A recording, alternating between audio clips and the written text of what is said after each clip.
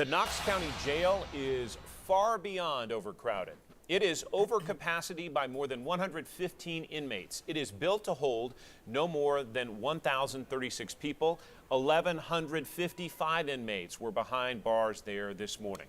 10 News reporter Mark Salinger joins us with more on the conditions inside and also, Mark, the choices that will be facing county leaders in the days and months to come. Yeah, John, Knox County Sheriff Tom Spangler hosted Knox County commissioners at the jail today to show them the challenges his offices face. For the guards working there, every day is hard when the inmates far outnumber the deputies. Take a walk through these doors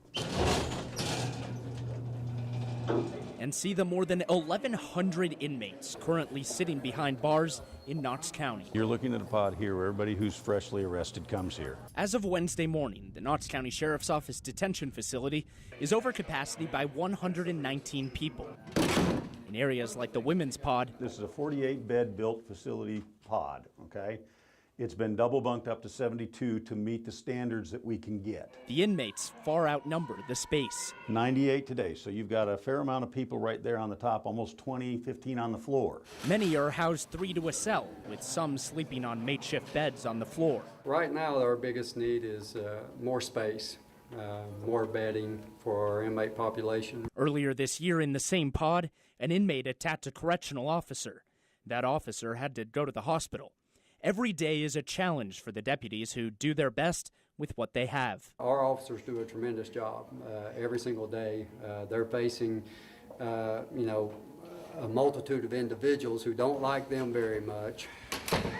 The population inside the Knox County Jail is growing at a rate of 8% every year. Factors like the opioid epidemic and the mental health crisis contribute to the need to expand. Wednesday, Sheriff Spangler made his case to Knox County commissioners to expand the jail. We do need to expand, and that's what we're talking about, is expanding and adding on to our facility.